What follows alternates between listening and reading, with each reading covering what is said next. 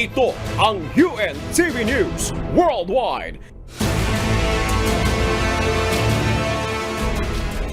Salamat sa Diyos sa panibagong pagkakataong bigay niya sa atin sa araw na ito. It's another beautiful day dito sa lugar namin at windy. Maria, kamusta na kayo mga kasangbahay sa iba't ibang panig ng Pilipinas? Time check muna tayo.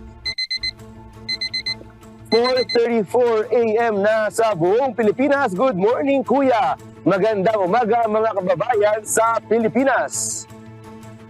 Yes, yan. Napakagandang araw. Sunny at sa lahat ng ating mga kasambahay. Kung windy dyan, rainy afternoon naman dito sa atin sa Western Hemisphere.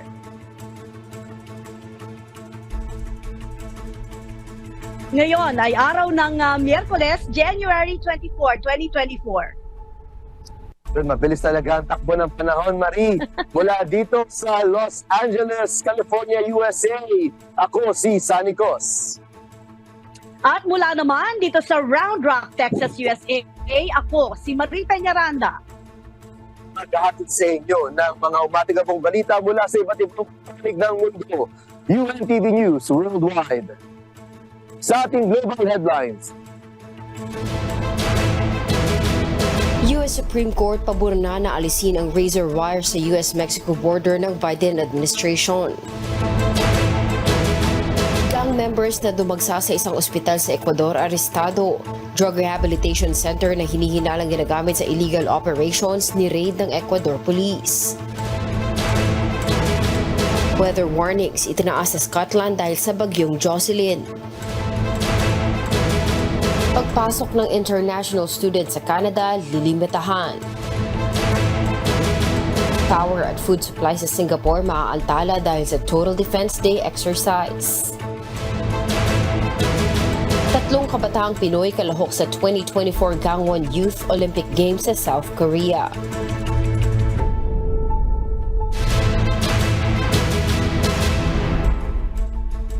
Muna sa ating mga umatikabong balita. Pinaburan ng Korte Suprema ng Estados Unidos ang Biden administration hinggil sa pagtatanggal ng razor wire na inilagay ng Estado ng Texas sa US-Mexico border. Ito ang umatigabong balita ni Miguel Rey de Leon. Sa botong 5-4, kinatigan ng Korte Suprema ng Estados Unidos noong Lunes, January 22, ang emergency appeal na mula sa Biden administration ukol sa pag-aalis ng razor wire sa US-Mexico border. Halos 30 miles o 48 kilometers ang haba ng inilagay na concertina wire malapit sa lungsod ng Eagle Pass na kontrolado ng Texas Military Department. Bahagi ito ng mas malawak na pakikipaglaban ni Republican Texas Governor Greg Abbott laban sa Biden administration hinggil sa pagpapatupad ng immigration at sa umano'y walang ingat na open border policies ng Pangulo. Sa isang post ni Abbott sa X, sinabi nito na hindi pa tapos ang laban na ito. Dagdag pa nito, ang razor wire ay isang epektibong pamigil sa iligal na pagtawid sa border na hinihikayat umano ni Biden. Anya pa, patuloy rin nitong ipagtatanggol ang Texas Constitutional Authority upang masecure ang border at pigilan ng Biden administration na sirain ang kanilang mga ari-arian. Samantala, inaasahan din ang pagkontra ng Biden administration sa inilagay na floating barriers ng Texas sa Rio Grande at ang pagpapahintulot sa mga troopers sa pag-aresto sa daan-daang mga migrants. Miguel Rey de Leon, UNTV News and Rescue. Diyos ang aming sandigan, serbisyo publiko ang aming pinahahalagahan. Yan, Sunny, alam mo, mainit talagang usapin pa rin yan, lalo na dito sa Texas. Pero kumustahin naman natin ang ating neighbor dyan sa Canada dahil arestado ang dosen-dosen ng miyembro ng isang gang matapos pasukin ng mga ito ang isang ospital sa Ecuador. Kasunod nito ni raid ng Ecuador Security Forces ang isang kalapit na drug rehabilitation center na hinihilalang ginagamit ng isang gang sa illegal operations nito. Ito ang umatikabong balita ni Charles Corpus. Matagumpay na naaresto na magkasamang puwersa ng pulisya at military units na Ecuador ang 68 miyembro na isang gang noong Linggo, January 21. Kasunod ito ng tangkang pag-takeover na hindi pa nakikilalang grupo sa isang ospital sa bayan ng Yaguachi, Guayas sa Ecuador. Ayon sa Ecuador authorities, layo umano ng gang na bantayan laban sa katunggaling grupo ang isa sa mga miyembro nito na ipinasok sa ospital noong madaling araw ng linggo, sanhi ng tama ng mga bala ng baril na kalaunan ay binawian na rin ng buhay. Samantala, matapos ma-secure ang ospital, ni-raid naman ng Ecuador Security Forces ang isang drug rehabilitation center na malapit sa ospital. Sa isang pahayag, kinumpirma ni Zone 5 Police Commander Colonel Julio Camacho na sa rehabilitation center umano naninirahan ang mga inarestong gang members. Mga droga at ilang mga armas ang na-recover ng mga otoridad sa pasilidad na ginagamit umanong Central Command ng grupo para sa mga illegal na aktibidad nito. Naganap ang raid sa gitna ng state of emergency na idineklara ni Ecuadorian President Daniel Noboa bilang tugon sa pagdagsa ng gang violence. Mula nang ideklara ni President Noboa ang war on gang noong January 9 ng taong kasalukuyan, mayroon ng humigit kumulang 2,700 mga sospek ang naaresto. Charles Corpuz, UNTV News and Rescue. Diyos ang aming sandigan, serbisyo publiko ang aming pinahalagahan. Yan, Marie, kung sa atin na tag-ulan dyan sa inyo, mahangin naman dito sa amin sa California. Meron ding weather conditions na kukumustahin naman natin sa Europa. Naglabas na ng alerto ang Met Office bilang paghahanda sa posibleng pananalasa ng paparating na Storm Jocelyn sa Scotland. Ito ang mamatigabong balita ni Abby Valdez. Naglabas na ang Meteorological o Met Office ng alert para sa mas maraming weather disruption sa Scotland kaugnay ng paparating na Storm Jocelyn. Isang araw lamang ito matapos manalasa ang bagyong Isha na nagresulta ng malaking pagkagambala sa buong United Kingdom. Mula pa noong Lunes ng gabi, mayroon ng 17 flood warnings at 10 alerts ang itinaas ng Scottish Environment Agency. Suspendido naman ang lahat ng ScotRail train mula 7 o'clock ng gabi na Martes habang no services naman sa Miyerkules ng umaga. Ang hakbang ay bunsod ng inaasahang pagtama ng hangin na may lakas na aabot ng hanggang 70 miles per hour. Posible kasi itong maging dahilan ng pagbagsak ng mga puno at iba pang debris sa mga riles. Bukod pa rito, kinansila rin ng CalMac, ang pangunahing operator ng passenger at vehicle ferries sa Scotland, ang ilang ferry services nito at nagbabala na ang iba ay maaaring magkaroon ng pagkaantala. Nakataas na ang amber warning para sa hangin sa kanlurang baybayin ng Scotland at ilang bahagi ng north at northeast. Habang nakataas ang yellow wind warning mula 4 o'clock ng hapon ng Martes hanggang tanghali ng Miyerkules, gayon din ang yellow warning para sa ulan sa karamihan ng mga lugar na nasasakop ng bansa. Nakapagtala ito ng record high wind gusts sa loob ng mahigit 10 taon ang mga bahagi ng Central at Southern Scotland, habang ang Glasgow at Edinburgh ay parehong nagtala ng kanilang strongest gusts mula noong December 5, 2013. Abby Valdez, UNTV News and Rescue. Diyos ang aming sandigan, serbisyo publiko ang aming pinahahalagahan. So ito Sunny, ngayon pa lang tayo mangungumusta sa ating neighbor dito sa Canada. Ang report natin kanina ay tungkol naman sa Ecuador. Pero ito naman Sunny, kunin na natin dahil lilimitahan na ng gobyerno ng Canada ang bilang ng international students na pumapasok sa bansa. Ito ay sa pamamagitan ng immediate 2-year cap sa international student permits. Mula sa Toronto, Canada, may umatikabong balita si Oraline Quijano. Live!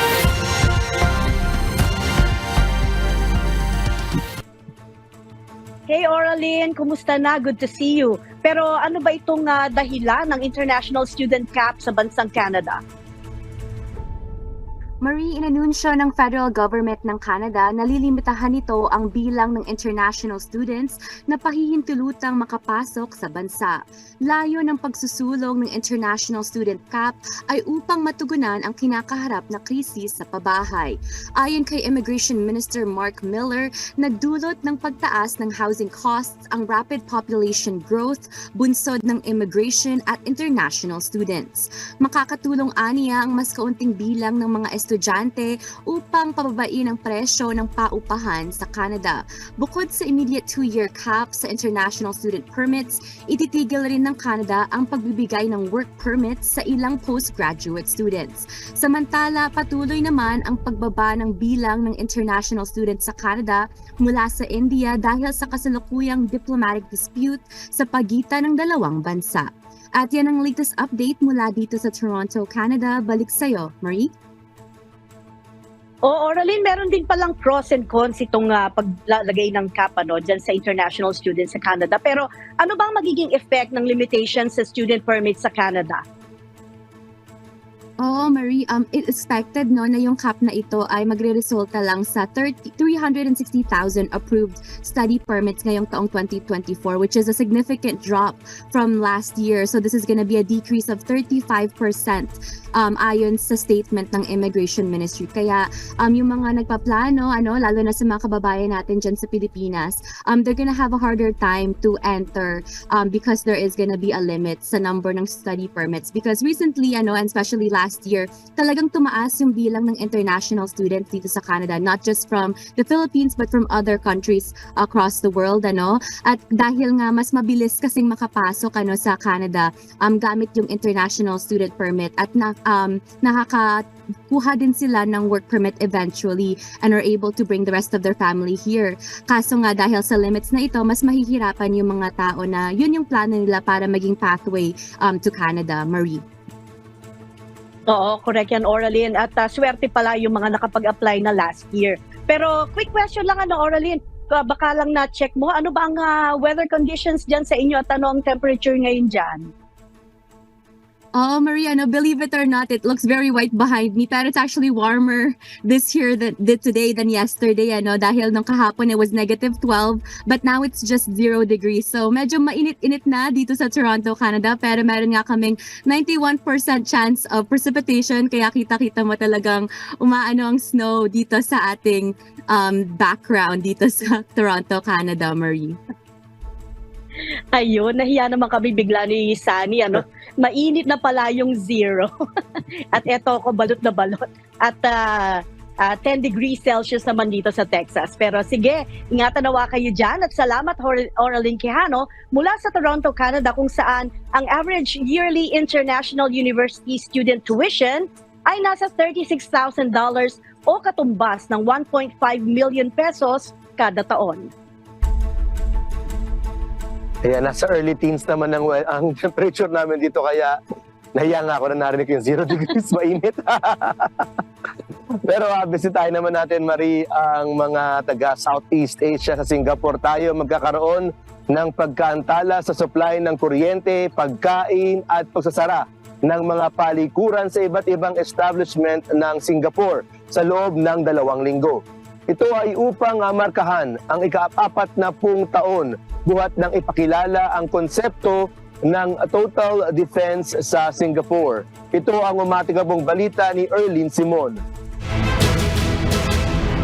Exercise SG Ready. Ito ang tema sa nakatakdang pakikiisa ng humigit kumulang 500 establishmento kasama na ang mga eskwelahan, opisina at maging mga tourist attraction sa pagmamarka ng ika-40 taon ng Total Defense Day exercise ng Singapore.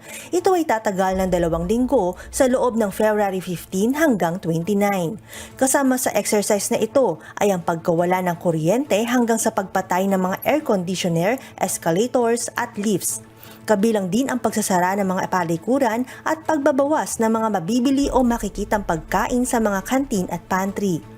Ayon sa Ministry of Defense o MINDEF, ang Exercise SG Ready ay ang pagpapakita at paggunita sa isang civil emergency scenario mula sa mga cyber attacks, disinformation campaigns at drone attacks. Upang malaman ang mga lokasyon at kalahok na pasilidad sa gawain na ito, ay maaaring sumangguni ang publiko sa website ng SG Ready, GoWare. Erlyn Simon, UNTV News and Rescue. Diyos ang aming sandigan, serbisyo publiko ang aming pinahalagahan. Huwag muna tayong umalis ng Asia, Sunny, at mukhang magandang balita ito para sa tourism industry dahil inaasahan ang tourist surge sa paparating na summer.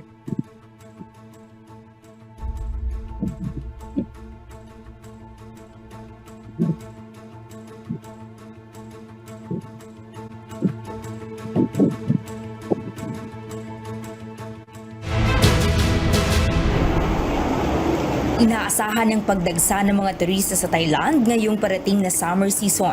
Isang magandang balita ito mula sa Transport Ministry. Kaya naman inatasan ng Civil Aviation Authority of Thailand o CAAT na magdagdag ng airport slot sa mga partikular na key airports. Ilan sa mga key airports ng Thailand ay ang Suvarnabhumi, Don Muang, Chiang Mai at Phuket. Ibig sabihin, magdadagdag ang mga paliparan ng 30 to 40% ng flight slots upang mapalakas muli ang aviation industry gaya noong pre-pandemic levels. Kumpiyansa ang CAAT na maaabot ng bansa ang 162 million passengers and visitors gaya noong taong 2019. Karamihan naman sa mga turista na inaasahan ng bansa ay mula sa China at India. Bukod dito, plano ring gamitin ang mga hindi nagagamit na flight slots mula sa Royal Thai Air Force upang lalo pang mapaganda ang commercial flight operations. Ang estratehiyang ito ay isang malaking hakbang upang muling maibalik ang turismo sa Thailand at ang aviation industry upang mapaghandaan ang isang masiglang summer season. Paula Porta, UNTV News and Rescue Thailand. Diyos ang aming sandigan, serbisyo publiko ang aming pinahalagahan.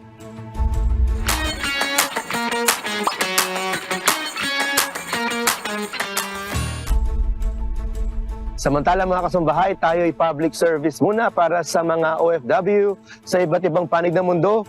Nangangailangan ng project term personnel ang Philippine Embassy sa Saudi Arabia. Samantala, magsasagawa naman ng cooking workshop sa Ottawa, Canada para sa mga kabataang may edad 13 hanggang 18. Ito ang umatikabong balita ni Lynn Perez. What's up, kabayan? Nangangailangan ng Embahada ng Pilipinas sa Riyadh ng project term personnel para sa Overseas Voting Secretariat. Para sa mga interesado mag-apply, magsumite lamang ng inyong requirements sa rype at riyadhpe.com bago matapos ang buwang ito.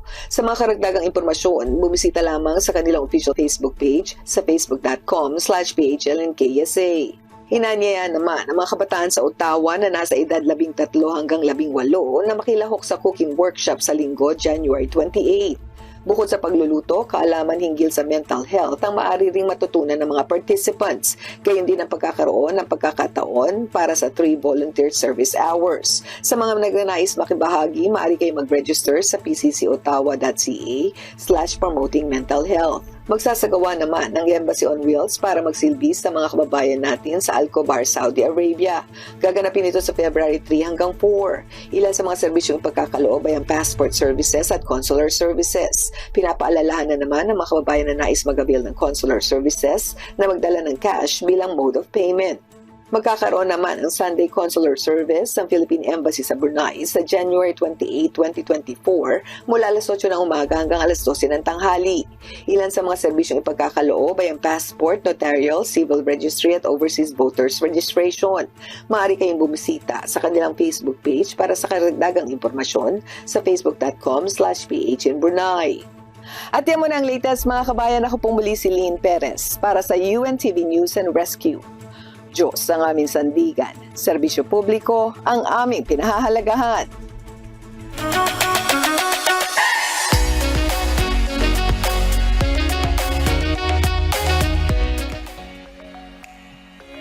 Ayan, ito ang isa sa pinakaabangan pa rin natin, Sally?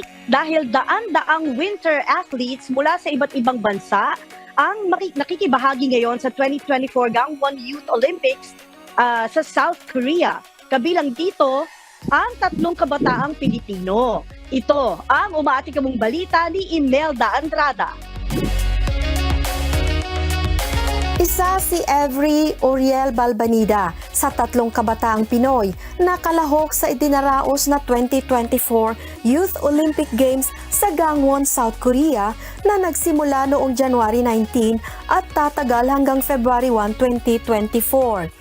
Isang cross-country skier ang 16 na taong gulang na si Avery mula sa Calgary, Canada. Kasama niya ang 2 pang kabataang Pinoy na sina Lateza Amihan Rabe sa freestyle skiing at Pinoy speed skier na si Peter Grosclaus. 10 taong gulang si Avery nang magsimula sa sport na skiing. Bagaman noong una ay hindi niya gusto, subalit kalaunan ay kinagigiliwan na niya ito. I arrived to the sport very late. I was 10 years old when I started and I to be honest, did not like the sport in the beginning. I thought it was very hard, and I didn't. Scary. Yeah, it was scary. I didn't feel comfortable being a newbie. Aniya, malaking tulong ang suporta na ibinibigay ng kanyang pamilya at coaches para lalo pa niyang ma-enjoy at pagbutihin ang kanyang performance sa larong ito upang makamit ang tagumpay. But eventually, yung mga coaches ko, they saw that I had potential sa sport. Ever since yung ski jumps closed, we've been focusing on cross-country skiing more. So that's when I started to pick it up and enjoy it more when I had the fun in skiing along with my peers. Hindi naging madali para kay Every na makipagsabayan sa mga kakompetensya na nagsimula sa sports ng mas bata kaysa sa kanya. Yung mga competitors ko started like age 7, age 6, age 5. It's like they've been born and trained to become a professional athletes. I had many doubts sa role ko. I always felt very unworthy of, and I always felt very anxious that I was representing yung country ng origin ko. And sometimes I felt like I wasn't enough and I was too late to join the sport. But of course, it's yung athlete's mindset. You always have to be positive. You always have to get ready, and you always have to keep moving forward. So I eventually conquered yung fear niyan, and I'm very happy that I'm here, and it's a very big opportunity. And of course, it's very life-changing. Payo naman ni Every sa mga magulang, himukin ng mga ito ang mga anak na ma-involved sa sports. You should open your child to many different opportunities and sports, because the younger the kid, they shouldn't be specializing in a sport just yet. They should try out as many sports as they can, get into many activities as they can to see what they really truly enjoy. And when they reach a preteen, teenage, that's when they should start making decisions like, oh, I don't really like the sport. Oh, I really like the sport and I want to continue into it. Mula Canada, bibiyahe na si Every patungong Gangwon, South Korea para sa nakatagdang laban nito sa January 29 at 30. Inaasahang magtatagal ang athlete hanggang sa closing ceremony ng Winter Youth Olympic Games. Imelda Andrada, UNTV News and Rescue. Diyos ang aming sandigan, serbisyo publiko ang aming pinahahalagahan.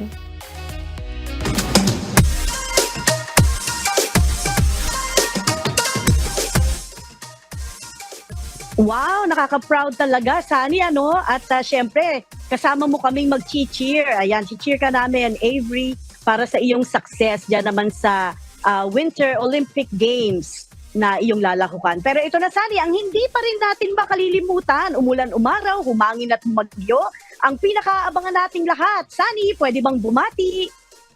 Siyempre naman, pwede! Yes na yes. Narito naman po ang pagbati ng ating kababayan. Hello po, ako po si Shara Martinez from Canada po. Binabati ko po ang aking nanay, Edita, ang aking pong tatay na si Seferino, ang kuya ko po, si Crisanto Martinez, and yung po mga kamag-anak ko po dyan sa Pilipinas. Binabati ko po si Kuya Daniel po at ang kanyang pamilya. Salamat po! Ayan, ang ganda ng pagbati ng ating kababayan. Siyempre, unang-una nating babatiin, Sunny, ang ating Kuya Daniel at Ate Arlene. Good morning, Kuya. At siyempre, ang ating mga kababayan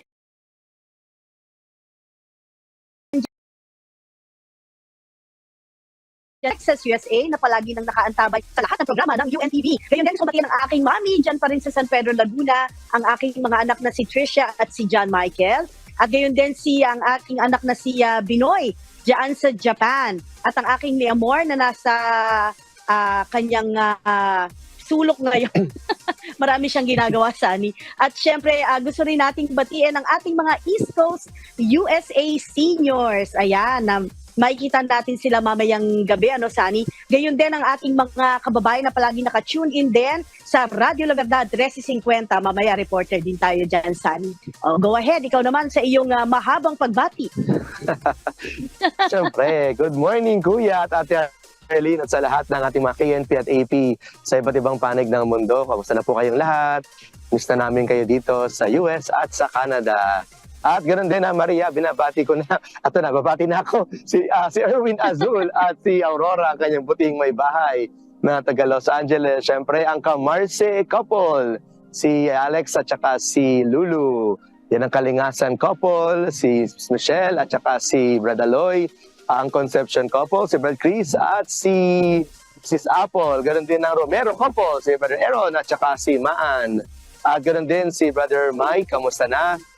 At ang lahat ng mga kasama nating choir members naman dito sa MCGI sa chapter natin sa Los Angeles, Maria. At ganoon din ang mga nakatutok sa atin ngayon sa ating UNTV Channel 37. Araw-araw nanonood sa atin, ang mga nakikinig sa atin sa Radyo La Verdad 1350 at ang mga nanonood sa atin ngayong araw, Maria, sa ating YouTube at sa Facebook natin. Nandiyan lagi sila Vivian Moneda, si Reneo Chamizo, si Michael Mepolona, si Daniel Valdez at iba pang mga nanonood sa atin araw-araw sa pamamagitan ng ating mga social media mula sa iba't ibang panig ng mundo, Marie. Yes, at gusto rin natin batiin, James, ang ating kasamang si James sa Buntuyan, pagaling ka at miss ka na namin dito sa US. Hurry back. At ilang araw na lang, Sunny, magkikita ulit tayo. Exciting yan, Yes. At at mamimiss natin sa araw na ito ang ating balitaktakan at chikahan with amigo. Pero para sa ating mga kasangbahay, kung meron kayong hindi napanood na balita o nais niyong muling tunghayaan ang UNTV News Worldwide, maaari niyo po itong balikan sa aming mga official social media account. I-like at i-follow lamang ang UNTV News and Rescue Facebook account at i-click ang subscribe button sa UNTV News and Rescue YouTube channel.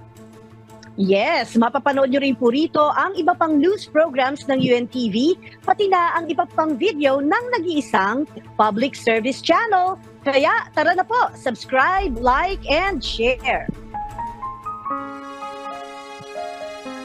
At narito ang mga salita ng Diyos na maaari nating baunin sa pagpapatuloy ng araw na ito.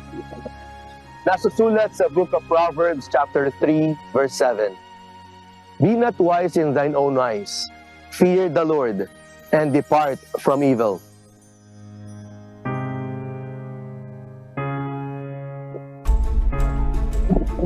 Yan, amen. Salamat po sa Diyos sa kanyang mga salita. At yan po ang mga umaating pong balita sa iba't ibang panig ng mundo ngayong umaga ng Miyerkules, January 24, 2024. Susunod na po ang programang Hataw Balita Pilipinas sa UNTV at sa UNTV Radio La Verdad 1350. Mula rito sa Round Rock, Texas, USA, ako, si Marie Peñaranda. Sa ngalan ng lahat ng bumubuo ng UNTV News and Rescue at ng UNTV Radio La Verdad 1350, mula rito sa Los Angeles, California, USA, ako si Sunny Cos. Dito sa UNTV at sa UNTV Radio La Verdad 1350, Diyos ang aming sandigan, serbisyo publiko ang aming pinahahalagahan. Milyong salamat po sa Diyos.